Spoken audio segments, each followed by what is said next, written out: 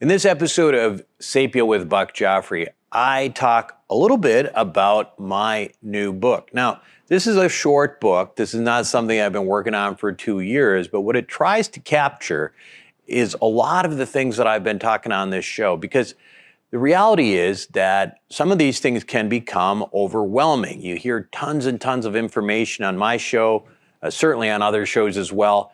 And sometimes it can be so overwhelming where you just don't really want to start anything. So what I try to do is create a little book called Living Longer for Busy People, because most people are busy. And in reading that, I truly believe that you can seriously add years of healthy life. And I'm not really trying to make any money off of this, so I have nothing to sell you on. In fact, the book itself, once it's released, and it might already be released, go check it out, will be on our website, sapiopodcast.com, as a free download.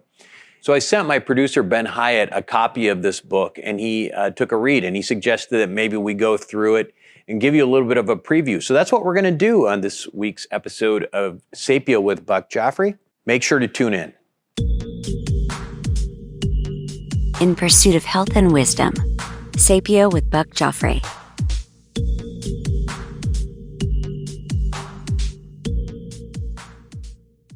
So the first question I have for you, Buck, is title. Can you tell me about how you, or why, I guess, you chose the title you did?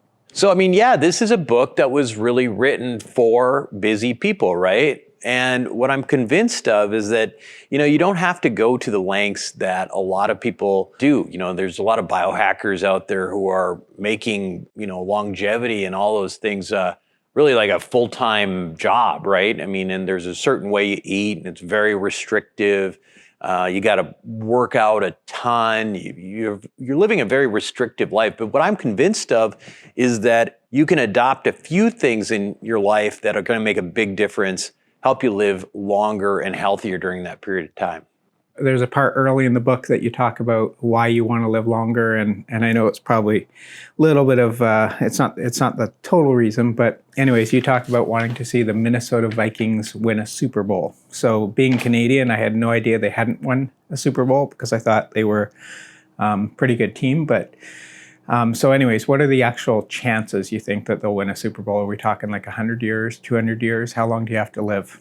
Well, it depends, right? If I live to 100, I don't know. I don't know if it's going to happen, but the Minnesota Vikings have been to 4 Super Bowls. They were all in the 70s. I don't remember any of them because, I was born in the 70s, but I was too little, and they lost every single one. There's a simple, interesting fact about the Minnesota Vikings. In all of sports, there is not a single team out there in professional American sports that has as good of an all-time record that has never won a championship. It's true. So, but maybe if, I do talk about some of the really cutting edge stuff where it's like, maybe you go to living for 200 to 300 years or something like that. If that's the case, I think I've got a better shot. Okay, so I'm really busy all the time, as you know. So I guess my next question was, Chapter 1, it's all about eating. So I don't have time to read the book, or I don't have time to do everything. So what's one thing that I can do in Chapter 1 that's going to have the biggest impact food-wise? Well, so what you're saying is that you're so busy that you can't even read this really short book for busy people, and so you want to go from like the 3 points I make about diet down to 1. Well, okay, I'll try my best. What I would say is, of all of the things that we know in the data right now, potentially can help with longevity, it's to eat less often. Now, there's lots of diets out there, and if you want to talk about a specific diet where there's actually data in longevity, Mediterranean diet, it's really the only diet that has significant data when looking at like blue zones and stuff like that. But if you're not going to follow one kind of diet and all that, consider, again, this idea of just eating less often. Now, eating less often, what does that mean? A lot of people have heard of intermittent fasting. Now, that sounds kind of brutal, right? Like fasting. Who really wants to fast? That sounds like, you're a monk or something like that. But the reality is, one form of intermittent fasting is simply time-restricted feeding, which can be as simple as eating in 8-hour windows. In other words, you only eat between noon and 8. For most people, that actually is not going to be that big of a feat. Ultimately, it just is kind of skipping breakfast, right? You know, they used to say breakfast is the most important meal of the day. I don't think that's true at all. Actually, I haven't eaten breakfast in a long, long time. So that window can get shorter, but there's a ton of data showing that if that window is, 8 hours, it has tremendous benefits. I mean, obviously you eat less because you're eating less often, so you lose weight, but there's a lot of data in terms of insulin sensitivity, significant improvement in chronic diseases. There's some data on even on breast cancer recurrence, neurodegenerative disease, all sorts of stuff. So you might be wondering though, why is it that eating less would make you live longer, right? Why would that be? Well, as I mentioned, these benefits in terms of disease and cancer and stuff like that, that's all part of it. But also what we know in the lab is that with multiple organisms, we know that eating less kind of fools the body into thinking that there's a shortage of food, and that appears to trigger some biochemical pathways in the body that are known to be part of these longevity pathways. So that concept, by the way, is called hormesis. Hormesis is the concept that what doesn't kill you can make you stronger. And I say that, that's generally what it is, but obviously you don't want to do something that's going to almost kill you and damage you either. The idea is to create enough stress on your body where it triggers these longevity pathways. And when you do that, you have the potential for extending life because of that. So we know, we probably shouldn't be eating Twinkies and things like that. These super processed things are bad for us. But there's also other things that you can do. Like, for example, let me give you an idea. Like, as I was a kid, you'd look at a healthy breakfast and you'd always see like a glass of orange juice sitting there, right? But the reality is that even though that sounds like it might be really good for you, if you drink that glass of orange juice, you're going to get a huge spike in your blood sugar. And spikes in your blood sugar are something you really need to avoid because blood sugar is kind of like slime, right? If you don't get these spikes, it's easy for the body to just wash away that slime. If you do get that spike, a lot of that slime latches on to really important machinery of the cells, these various proteins. And that causes inflammation. It causes those proteins not to work as well. And so that's what you're really trying to avoid.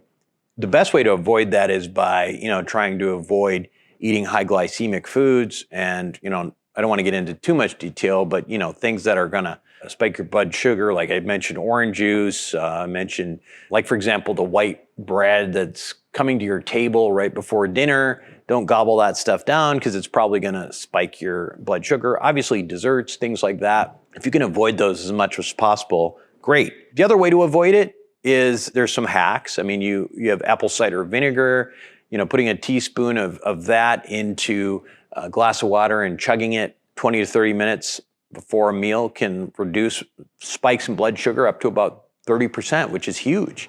The last thing I'll mention on that for blood sugar, because I think about this one a lot, by the way, is that if you eat like regular non-super high glycemic food out there and you have a full meal and then you have something after that meal, like a dessert or something like that, it's gonna be, in general, it's gonna probably spike your blood sugar less because you have other stuff in your intestines as it's trying to absorb those nutrients. It doesn't just get this massive hit of blood sugar because it's going to take longer for that blood sugar to get into the bloodstream if your intestines are sitting there working on something else. The last thing I'll mention, I think, is to get enough protein, but maybe not too much. And this is an area that a lot of, I think, very smart people disagree upon in terms of how much is too much. But what I will say is that, again, some people that I respect very much would tell you to, that you should be eating like a gram of protein per pound of your body weight. For me, that's about, I'm 215 pounds. That would be like eating 2 ribeye steaks. I just think that that's too much. And I don't think there's long-term data on how that affects the body. For example, the kidneys have to eliminate all that. I mean, what's going to happen to people? Is this going to be an epidemic of kidney failure in the future because we're eating so much protein? To me, I'm not comfortable with that recommendation. What I'd say personally that I'm comfortable with, and this is not medical advice, although I'm a physician, I'd say half of that is probably reasonable. If you're doing like a half gram of protein per your body weight and you're working out and you're turning over, I feel fairly comfortable with that. Now, the reason that the protein's important in the first place, Ben, is because one of the things that happens when people get older is they lose muscle mass. And losing muscle mass is a major cause of morbidity and mortality in the elderly. And a lot of it just comes down to this. If you haven't got muscle, you're going to get injured. You might get a hip fracture. A ton of people died just because of hip fractures. That's just what happens. The counter of that, though, is I think some people take that high protein instruction to sort of an extreme. And I know I'm going to get some people who don't like what I say about this, but the carnivore's diet, in my view, is pretty risky. I mean, the carnivore's diet is basically just eating meat and that's it. People feel great while they're on it. Okay, they feel great because they're ketotic. They are burning primarily fats and ketone bodies, the breakdowns of fats, as their primary energy. And you lose weight, for the same reason you lost weight on the Atkins diet and all that kind of stuff. And the ketone bodies are used very efficiently by the brain, so mentally you feel very good. The problem, though, is if you look at some of the research out there, it's pretty clear that there's a pretty good risk that red meat has carcinogenic potential. In other words, there's a pretty good chance that it causes cancer at some degree. In other words, it's not like if you eat a steak once, you're going to get cancer or something like that. But I think with higher amounts that people are eating in these diets, I really worry that that people are putting themselves at a higher risk of cancer. And you look at the IARC guidelines, they have red meat, I believe, as a probable carcinogen. So what do you think about protein powders and I guess specifically plant protein powders? Yeah, I mean, I think that's honestly, it's a very good way of getting your protein. I think various whey proteins. And the other thing is, remember, these proteins don't have to be animal sources. In fact, it's probably better if they're not, right? For the reasons we talked about before. So, and again, I'm not saying, become vegan or vegetarian. I'm definitely not that. What I'm saying, though, is if you're trying to get a little extra protein, maybe it be a non-animal source. And some of these shakes are a great idea. I actually have my 14-year-old daughter take one because she's breaking down a lot of muscle when she does cross country. Okay, so on to exercise. You chose 5 hours as the kind of optimum number for exercise as far as when it comes to longevity. So why did you choose that number? Yeah, I mean, I'm going to kind of talk about like sort of the whole book here, Ben, but okay, we'll give it all away anyway. But okay, yeah, so 5 hour, first of all, why 5 hours? Maybe I'm wrong about this, but I think most people, if they try hard, they could get 5 hours of exercise into the week, right? You got 7 days to do it. Can you do it can you get 5 hours? And I think that's, the reason I use that 5 hours, because people can look at that as a discrete amount that's not excessive and know, okay, if I do these 5 hours, it could make a big difference. And it's interesting, on a previous episode, Tom Walters, who's a doctor of physical therapy, he actually kind of agreed with me that was probably a decent target for most people. The funny thing is there really is no data on this, right? There's not like a minimal effective dose of exercise, but I think that 5 hours can make a big difference. Okay, I'm ready to start exercising. Where do I start? How much time am I spending on cardio?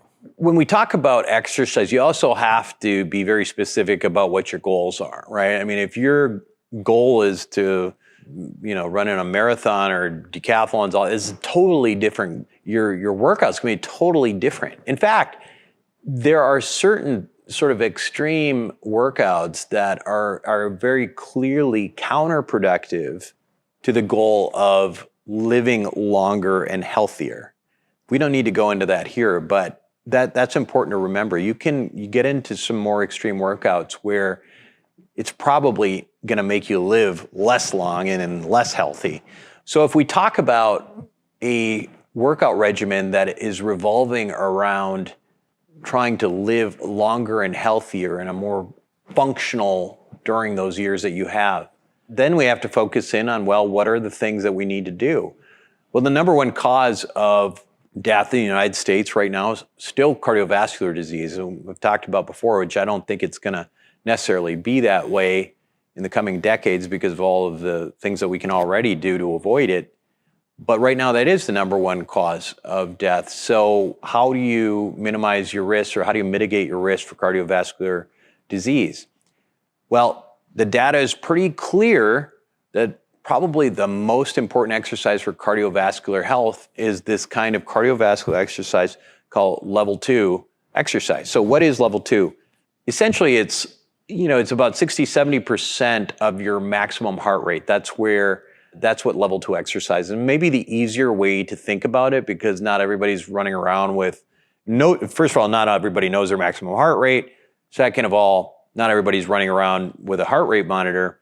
When you're exercising, it's that point where you're slightly out of breath, but you could still have a conversation. You can still focus on, like a podcast. You're listening to my podcast. You're not so out of breath that you can't focus on that anymore. You can't have a conversation with somebody next to you. If you're at that point, that's level 2 exercise. The data is pretty clear that that is probably the single most important element to cardiovascular health. Can you give us some examples, or give me some examples of the type of exercise that will get me to level 2? Treadmill walking can even be that. I mean, granted, walking generally, in general, I think it's hard to get out of level 1. But if you put an incline, like a significant incline, I do this. I'll get on the treadmill and just walk for like 45 minutes at like 15% incline. My heart rate will get up there. I mean, it's definitely in that 60-70% range that I'm targeting if I do that. And then I might, in my workouts, what I might do is at the end of it, and this is a second element of that longevity workout, is maybe do some sprints for a few minutes. And that gets into this high intensity exercise or HIIT that you hear about that can also be of benefit. We know that that type of exercise actually stimulates mitochondria. And what we're trying to do with that is to, these mitochondria are sort of the powerhouses, the cellular powerhouses of the cells that were required. And it allows us to potentially sort of turn them over and get more out of our workouts. So I sprinkle that in a couple minutes at the end. Okay, so the next thing is weight training. So the purpose of weight training is that to preserve muscle? Yeah, again, I mean, if you think about, all of these different types of, for the same reason that we're talking about eating protein, preserving muscle mass and muscle strength is a really strong, muscle mass, muscle strength is a very strong indicator and predictor of mortality. I think, again, when Tom Walters came on, he mentioned, grip strength, for example. I mean, all these types of things that is, we don't really think about like those simple things, but those are pretty good predictors of how long you're going to live.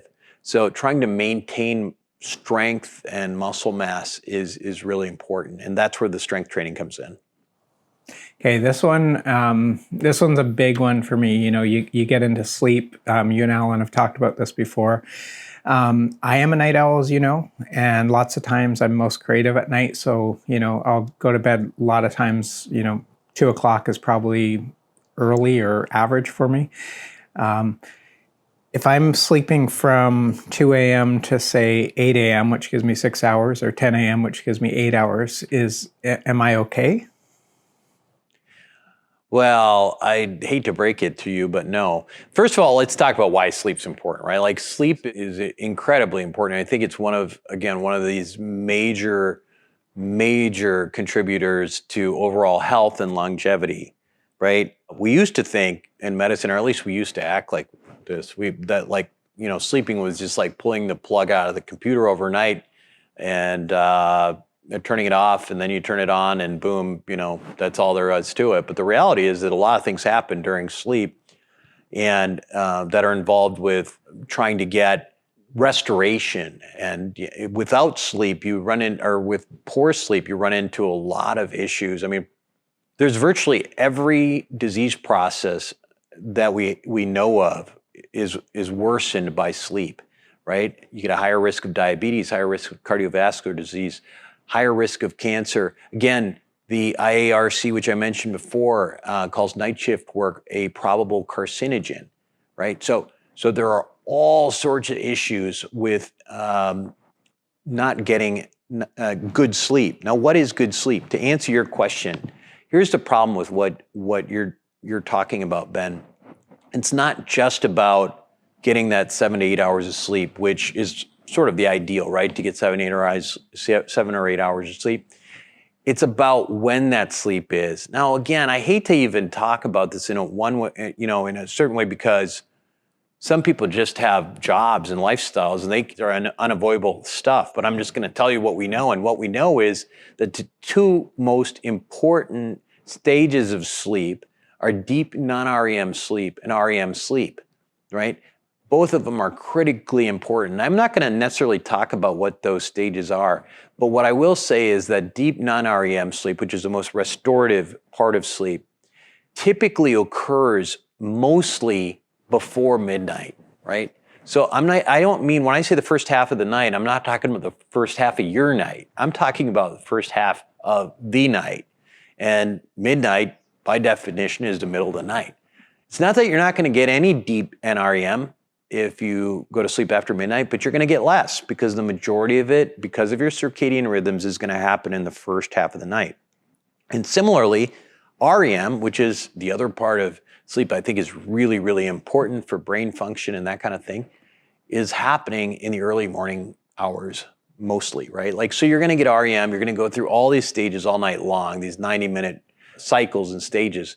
But as the night progresses and you're getting to early morning hours, that's when you get most of your REM. That's the dream sleep. That's when you're, paralyzed, and there's a lot of memory processing and things like that.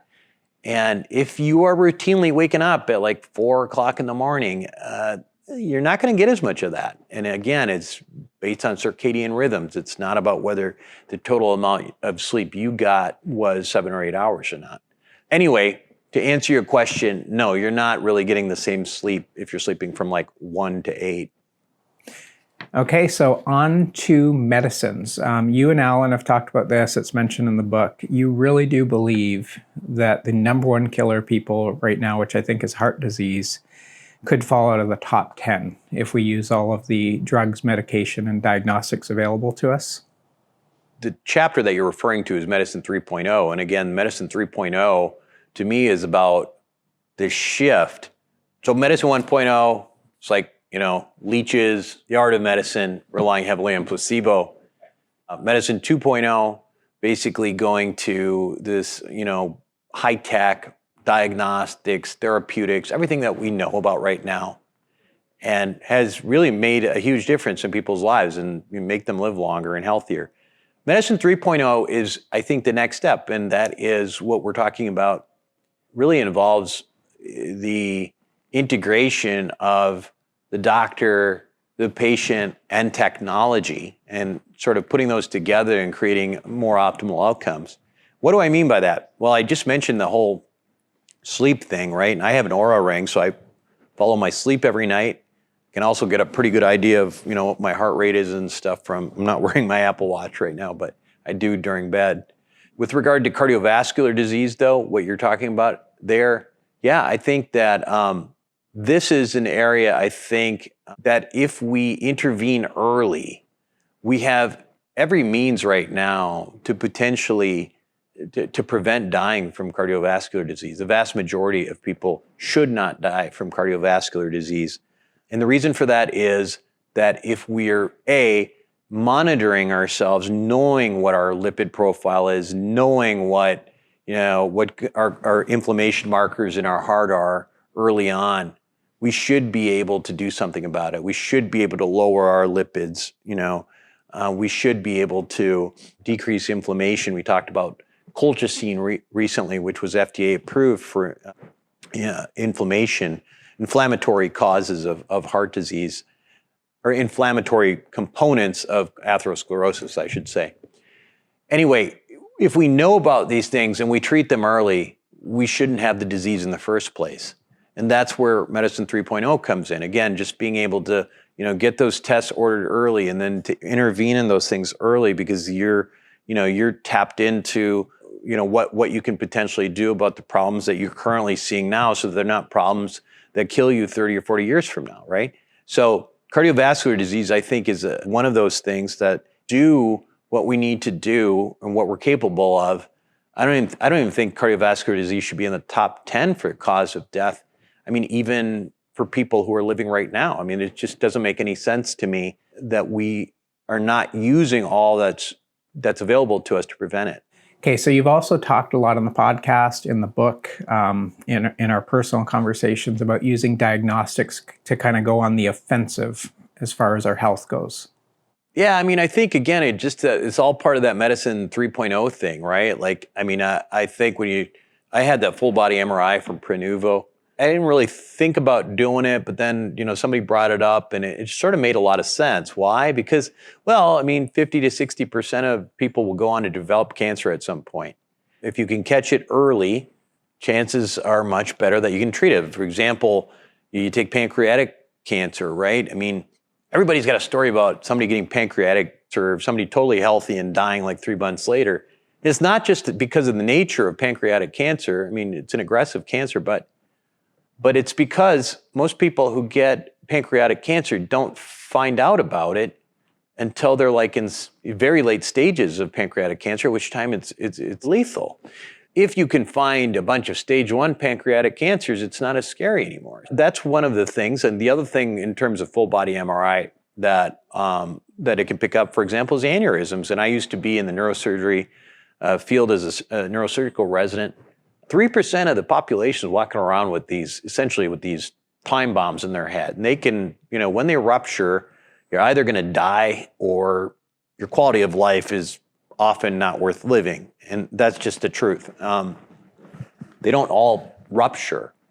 But, if I had one, I'd want to know about it, because you can do minimally invasive procedures in the vast majority of cases to coil them up and eliminate that risk. So again, these things are available to us. We also did a show on the Gallery blood test, which is another one. So if you combine Gallery blood tests for early detection of cancers with full body MRI, I mean, you're covering just about every cancer you can in there. Very, very, very high chance that you're going to pick it up early if you're getting those tests done. And listen, it's not for everybody, but for those of us who are into this whole Medicine 3.0, playing offense, trying to figure out, trying to get on things and eliminate them before they kill us, it's a great option. Okay, so knowing you have a neurology background, I figured I'd ask you this question. I'm really curious. I kind of know what an aneurysm is, but can you explain it in a little bit more detail so I really know what it is? Yeah, I mean, basically, that's effectively what it is. You get like sort of weakening of arterial walls, and then you get these ballooning out in various parts of the blood vessel. They can happen in the brain frequently, as we talked about. And if they pop, you just got to bleed in the brain, right? And this is called a subarachnoid hemorrhage. It's a bad situation, and they usually affect people who are relatively young and healthy too. And that's a scary thing. I mean, they're walking around totally healthy, classic story, you're early 40s, whatever, totally healthy. All of a sudden you have the worst headache of your life.